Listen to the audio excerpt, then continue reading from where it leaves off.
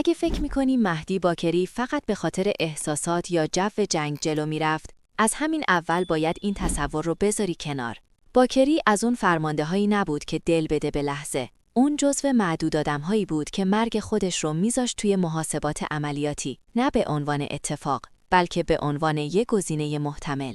این داستان درباره شجاعت احساسی نیست، درباره تصمیم‌های آگاهانه‌ایه که عمدن راه زنده موندن رو میبنده.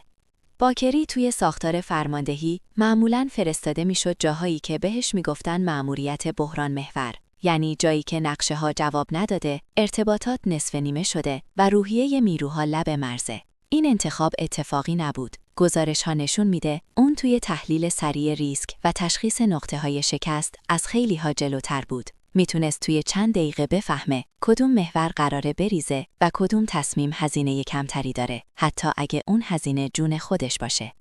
اینجا اولین سوال جدی شکل میگیره. چرا فرماندهی که میدونه شانس برگشتش کمه، خودش داوطلب سخت‌ترین مأموریت‌ها میشه؟ جوابش توی نگاهش به رهبریه. باکری باور داشت فرماندهی که خودش ریسک نکنه، حق نداره از نیروهاش انتظار ایستادن داشته باشه. این یه حرف قشنگ اخلاقی نبود، یه ابزار واقعی برای کنترل ترس جمعی بود. ترس وقتی پخش میشه که رهبر عقب وایسه. وقتی رهبر جلوه، ترس مهار میشه، حتی اگه خطر بیشتر باشه. تو یکی از حساس‌ترین مقاطع، شرایط جوری پیش میره که عقب نشینی کاملاً منطقیه. پشتیبانی کمه، مسیرها ناامنن، تلفات داره بالا میره.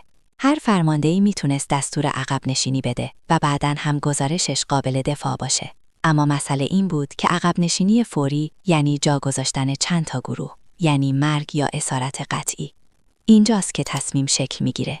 مرگ احتمالی یه نفر در برابر مرگ قطعی چند نفر.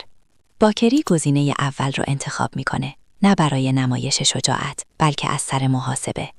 میمونه تا خروج نیروها کامل بشه. این یعنی عمدن خودش رو از برنامه نجات حذف میکنه. این تصمیم لحظه‌ای نبود. دقیقاً میدونست با این انتخاب شانس برگشتش تقریباً صفر میشه. اینجا سوال بعدی پیش میاد. چرا حتی یه مسیر جایگزین هم برای نجات خودش نچید؟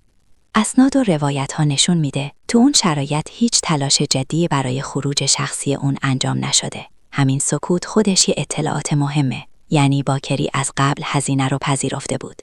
توی ادبیات نظامی، فرماندهی که هزینه رو پذیرفته شفافتر تصمیم میگیره، چون وقتش رو صرف امید الکی و گزینه‌های خیالی نمیکنه. نکته‌ای که کمتر گفته میشه اینه که باکری فقط شجاع نبود، اثر روانی تصمیم‌ها رو هم مدیریت میکرد. اون میدونست اگه زنده برگرده ولی نیروهاش جا بمونن، اعتماد نابود میشه و اعتماد مهمترین سرمایه یگانه است. اون این سرمایه رو با جون خودش بیمه کرد. تو لحظه‌های بحرانی، ارتباطات کوتاه و دقیق میشن. صدای باکری توی بیسیم آروم گزارش شده. این آرومی از بیخیالی نمیاد، از قطعیت تصمیم میاد. کسی که هنوز مردده آروم حرف نمیزنه. آرومی نتیجه تصمیم نهاییه. اینجا یه سوال سخت مطرح میشه. آیا این تصمیم از نظر نظامی درست بود؟ در کوتاه مدت بله، خروج نیروها کامل تر شد. در بلند مدت یک اثر روانی شدید به جا گذاشت. بعد از شهادتش گزارش‌ها فقط از غم نمیگن، از بالا رفتن فشار عملیاتی میگن.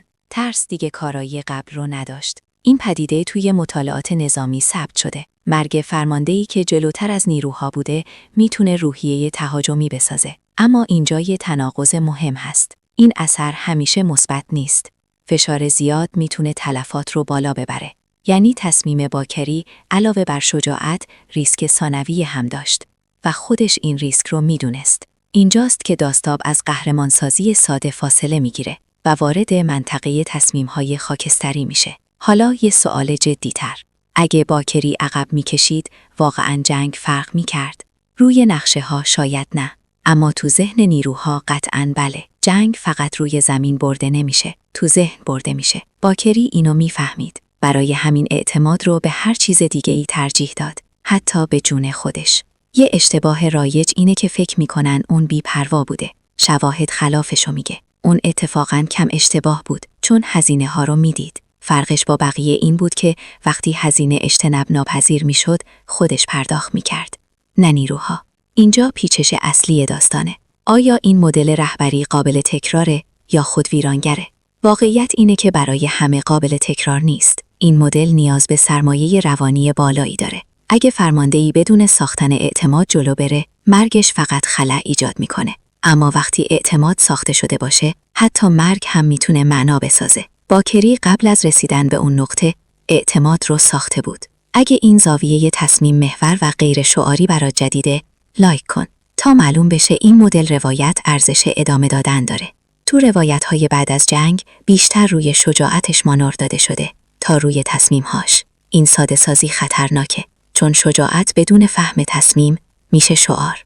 واقعیت اینه که باکری تصمیم محور بود، نه احساس محور. میدونست هر تصمیمی یه بدهی میسازه.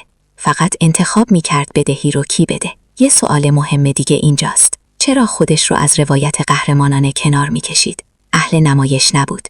اگه زنده میموند احتمالاً کمتر از امروز شناخته میشد. انتخابش باعث شد اسمش بمونه، اما خودش برای موندن اسم تصمیم نگرفت. این تناقض مهمه، چون نشون میده هدف دیده شدن نبود، نتیجه میدانی بود. تو لحظه های آخر گزارش ها هیچ اشاره‌ای به تلاش برای نجات شخصی نمی‌کنن. همین نبود داده خودش داده است.